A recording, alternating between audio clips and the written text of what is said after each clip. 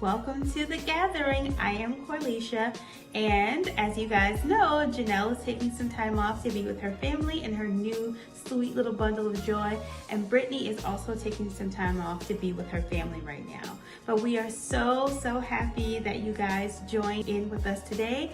I hope you guys remember to like, subscribe, and share this video with your friends and family, and remember to turn on those notification bells so you never miss an upload. Welcome back to part 2 of our conversation with our guest host, Dominique White, in celebration of National Developmental Disabilities Month.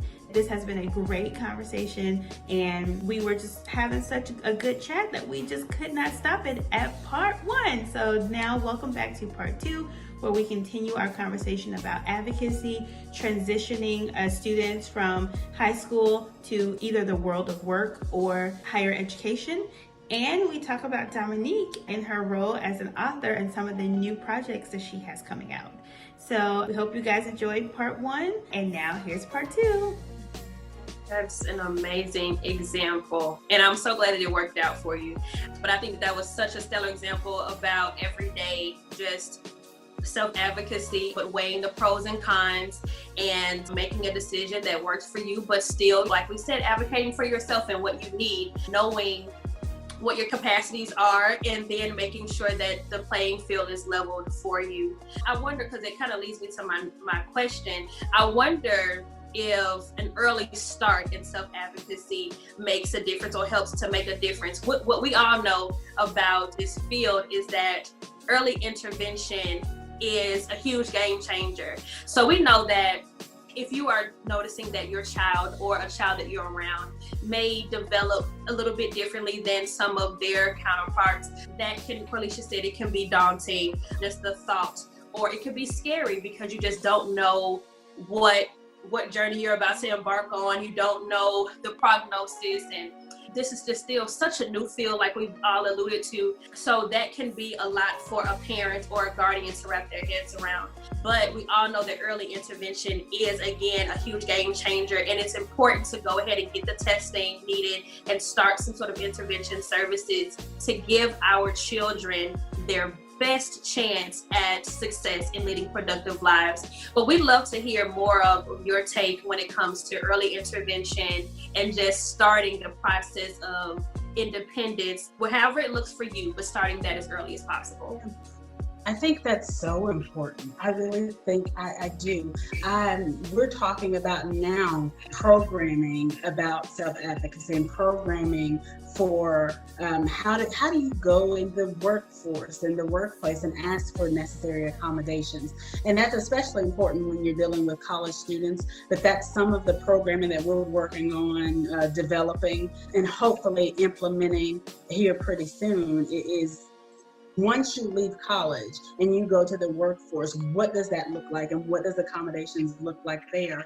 And I think that process is so much easier, and that's something that maybe we wouldn't even have to be thinking about teaching as much if we would have started that self-advocacy process way earlier.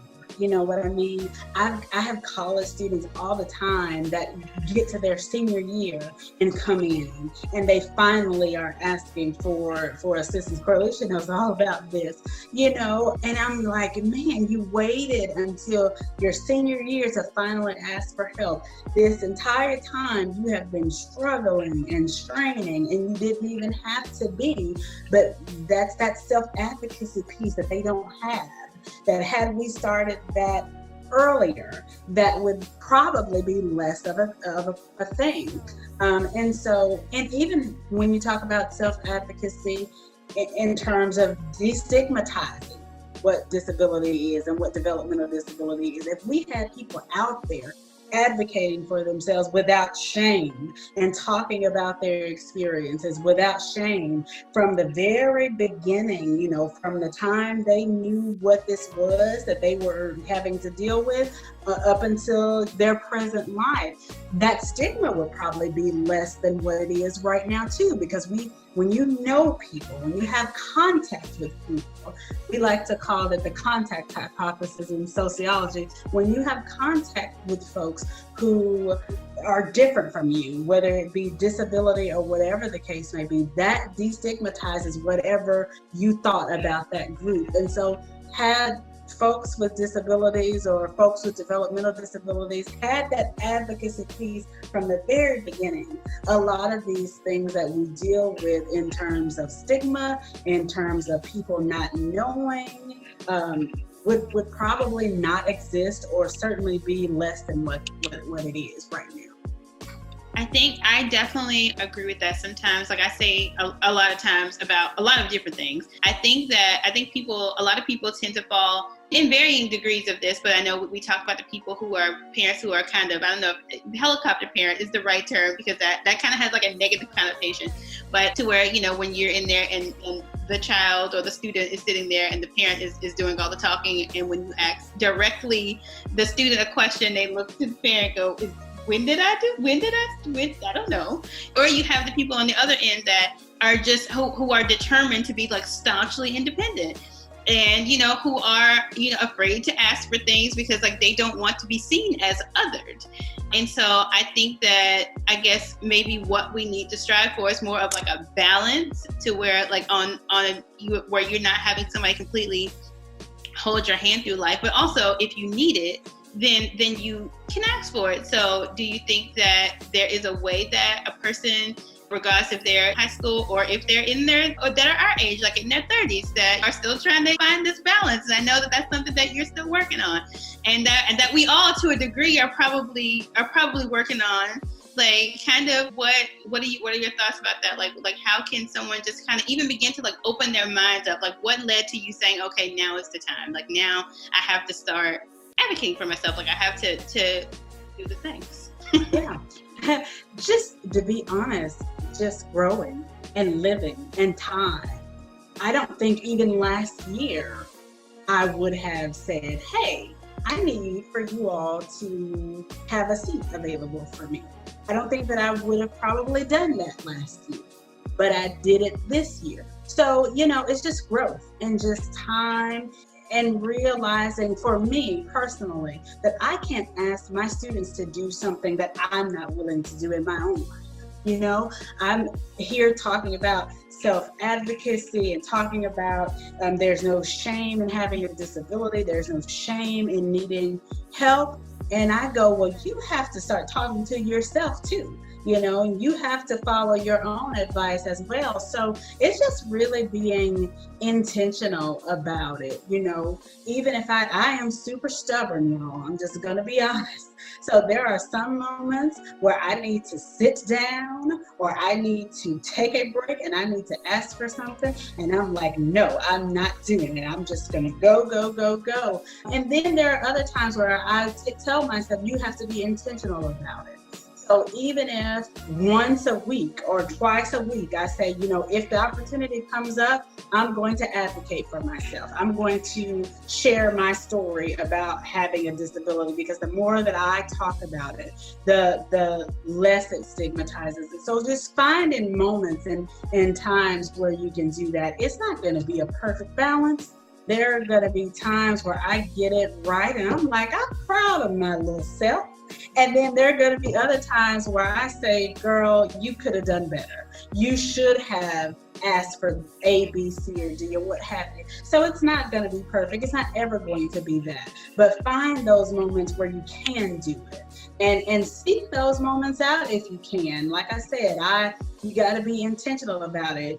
At least twice a week, if that opportunity comes up, I'm going to do it. You know what I mean? So it's just living and learning, to be quite honest.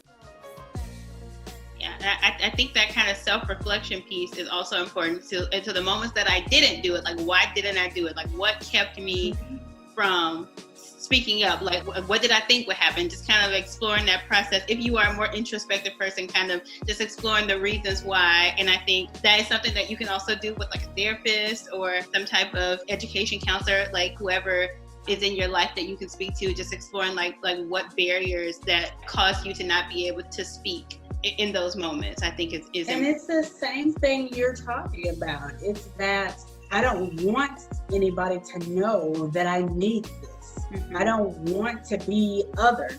So in order for me not to be othered, I'm just going to truck along. Even if trucking along is going to have me down for 3 or 4 days, I'm going to truck along anyway, because nobody is going to see me struggle. I think that's what that is, that stigma. Disability has a negative stigma attached to it. And, I've spoken with so many students who have passed by my office, I don't know how many times throughout their college experience, and they are not coming in. We have some students that are students of color, some students that are LGBTQ students, some students that already go to mental health counseling, and to them, this is just one more thing that I've got to add on to what I've already got going on. I don't need any more stuff to add on, so I'm not going to seek out your services. It's just those negative stigmas that we just have to work to break a little bit at a time.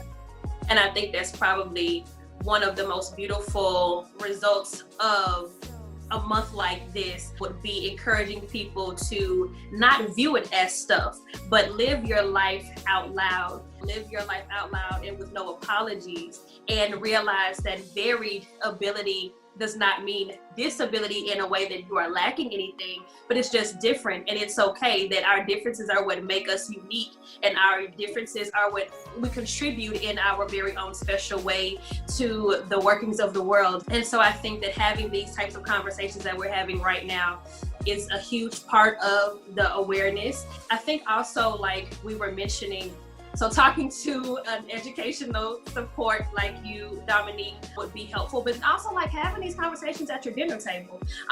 So having the conversation with the parents and the siblings, the aunts and uncles, cousins, grandparents that come over, having these conversations in all different sectors and all different areas will help it to no longer feel stigmatizing. It will feel just like a part of our day-to-day existence. So we want to encourage everyone with their varied abilities, their unique abilities, to walk proudly and confidently in your own journeys, but seek the services that are available. So we have people like Dominique who are walking in her own journey, learning her own journey more and more every day, and also serving those as they are on their journeys. And what we want to do with this conversation and conversations to come, just help people feel very confident in their own lives and in their own special circumstances, because we all have special circumstances, and we want everyone to feel really good in those, and just like we said, live life out loud and with no apologies.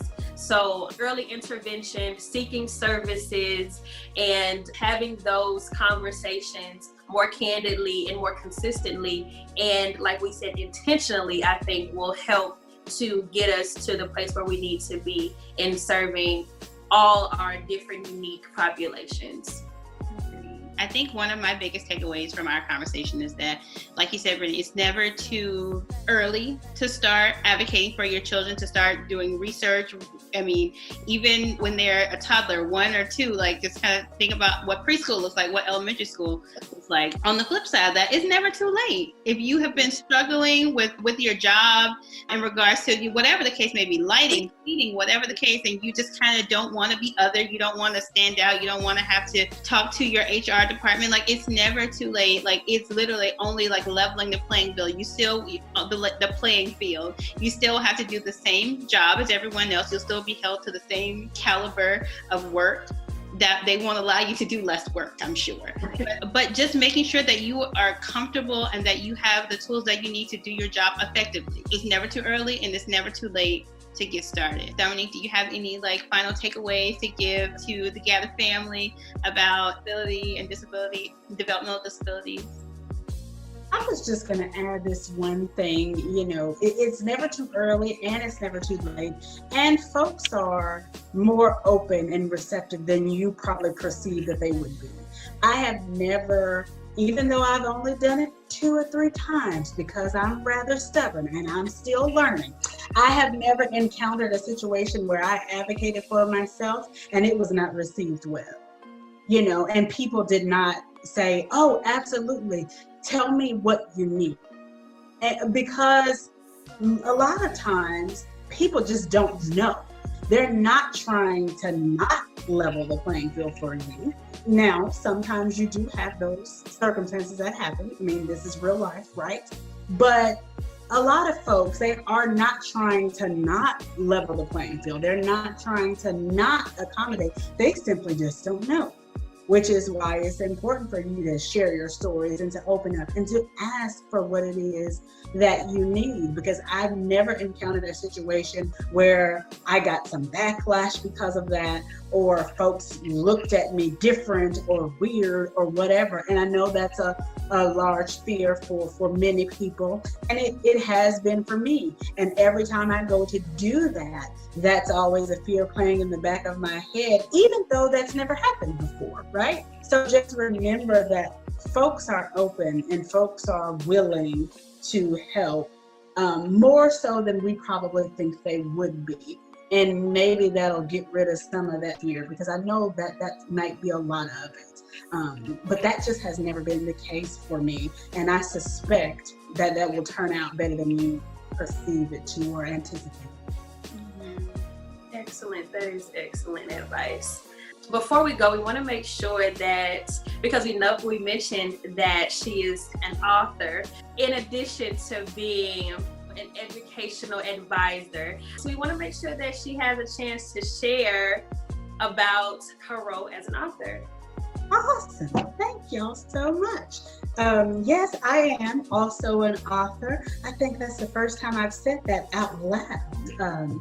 But I do have a book out on Amazon, so it is available on Amazon. It's called Little Bits of Chocolate Drop, and here you are. And so this is a book of poetry that I published in 2017.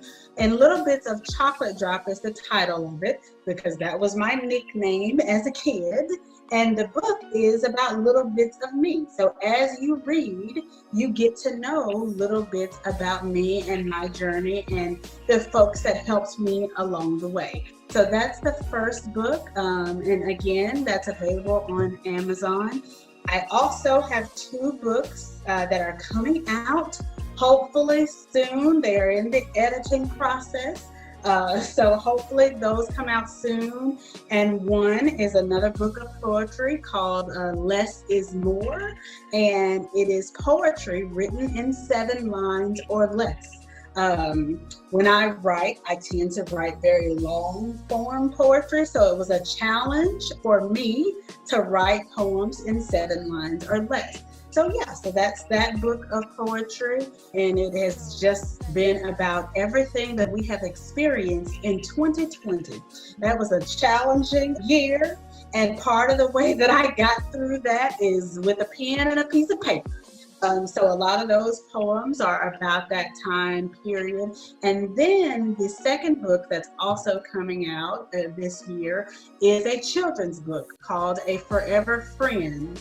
And I'm so glad that you all invited me to talk about disability, because the main character in that book is a young girl with a disability. And it's semi-autobiographical, so it's a little bit about my experience going through school and trying to make friends and trying to figure out, are folks going to see me before they see leg braces or crutches or whatever I had to come with because of what I had going on. So yeah, so it's a children's book, and I hope that you all go get all of them if you so choose, and enjoy them and share them with whomever you think will get something out of it. For sure. We will definitely link your current book down below. We want all of you guys to go support Dominique. She is awesome. She's an amazing person. She's an amazing educational advocate. She's been a wonderful friend to me for a very long time, and we appreciate you so much for coming and sharing with us today. Absolutely. Thank you all so much. I appreciate the invitation. And thank you for accepting. Thank you for sharing so candidly. Like you said, that this is going to be a major step towards what we want to all accomplish, which is community inclusion, which is advocacy, which is support and awareness for this very special population. And like Felicia said, we're going to link everything below. So please click on the link and support. And we will be on the lookout for your next 2 books. And we look forward to promoting those as well. But thank you so much for being here with us today. You're welcome. Thank you. Well, guys, until next time, we will catch you on our Instagram. You can feel free to send us an email if you have any special inquiries. And of course, always comment below, but we will look forward to meeting with you and gathering with you much later. What else want to say? We will look forward to gathering with you soon. Bye. Bye.